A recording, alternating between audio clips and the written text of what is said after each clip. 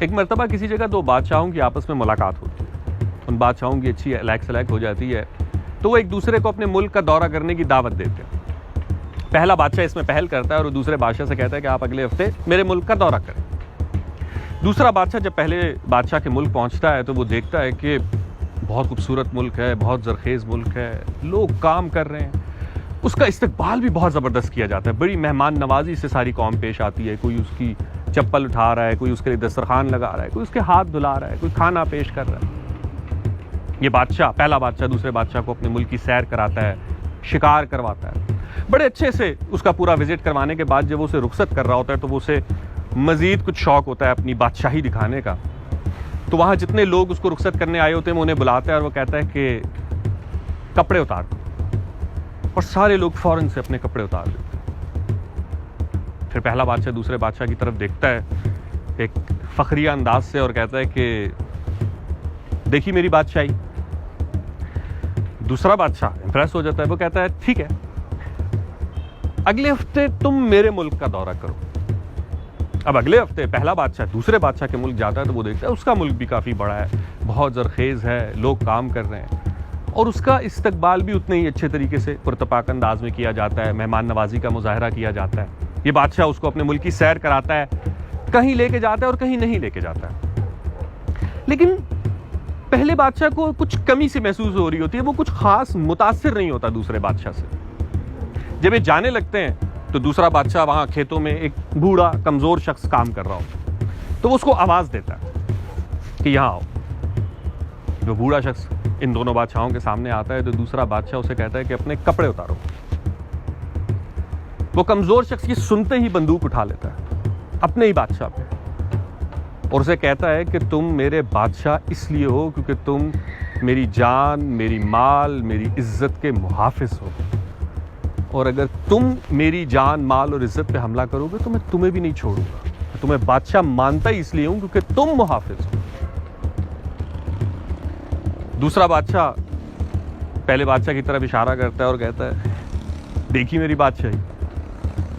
تو بڑا مایوس ہوتا ہے، وہ کہتا ہے کیا بادشاہی، تمہارے اوپر تمہاری رعایا کے ایک کمزور شخص نے بندوق نکال لی اور تم کہہ رہے ہو کیسے دیکھی میری بادشاہی۔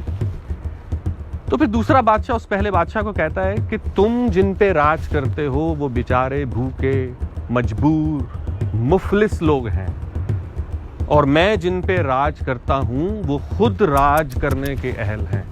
یہ فرق ہے تم میں اور مجھ میں، جا کے دیکھو کہ تم کن پہ راج کر رہے ہو اور میں کن پہ راج کر رہا ہوں۔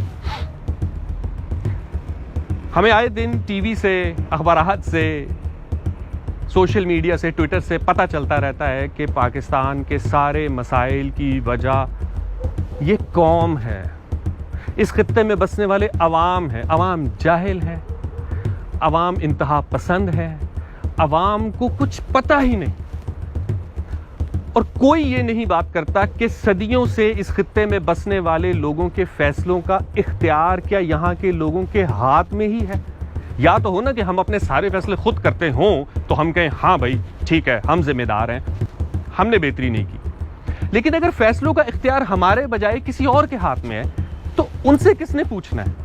پھر کتنے آرام سے لوگ کہہ دیتے ہیں یار قوم کی معاشی حالت بدلنی پڑے گی، قوم کے لوگ بڑے غریب ہیں۔ ہم غریب ہیں، ہم جو صدیوں سے لٹنے کے بعد، صدیوں کی کرپشن، صدیوں کی مکاری، غداری، لوٹ کھسوٹ جھیلنے کے بعد بھی آج نہ صرف خود سروائیو کر رہے ہیں بلکہ اس طبقے کو بھی پال رہے ہیں جو ہمیں لوٹ رہا ہے۔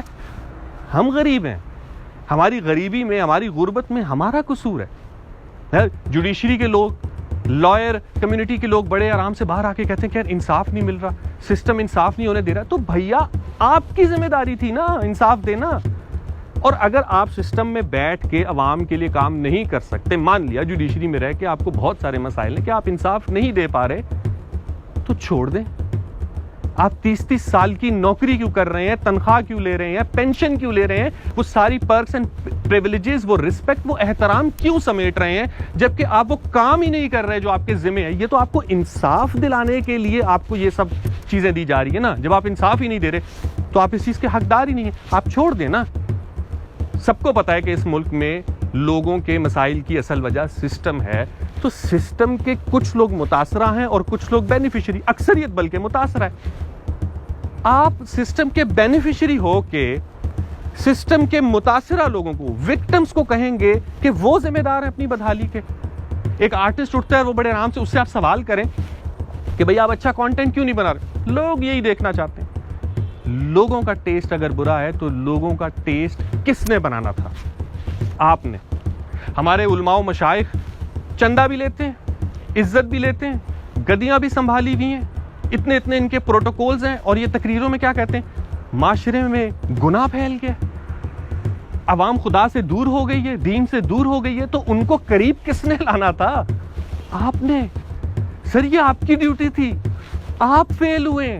آپ کب اپنی ناکامی تسلیم کریں گے کہ ہم اتنے عرصے تک عہدوں پہ رہنے کے باوجود, تنخواہیں, مرات, عزت, احترام سمیٹنے کے باوجود اپنا کام ٹھیک سے نہیں کر سکے؟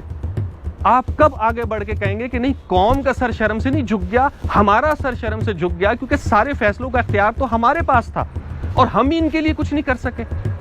اگر آپ نے سسٹم کے بینیفیشری رہنا ہے تو ہمیں نہ آپ کے گیان کی ضرورت نہیں ہے. ہمیں آپ مت بتائیں کہ ہمارے مسائل کی وجہ کیا ہے. اپنی غلطی تسلیم کریں اور ہر کوئی اپنی کمیونٹی میں سے اس شخص کو ہائی لائٹ کرے کہ ہاں یہ ہے جو غلط کام کر رہا ہے. وہ چاہے صحافی ہے, وہ چاہے ڈاکٹر ہے, وہ چاہے لائر ہے, وہ چاہے مولوی ہے, وہ کوئی بھی ہے.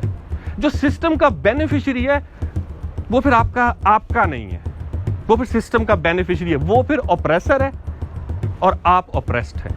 سو اس لیے ان کو اپنا نمائندہ سمجھنا یا ان کو اپنے لیے نجات دہندہ سمجھنا صریحاً بے وقوفی ہے, اور یہی بے وقوفی شاید ہماری اس بدحالی کی ذمہ دار ہے.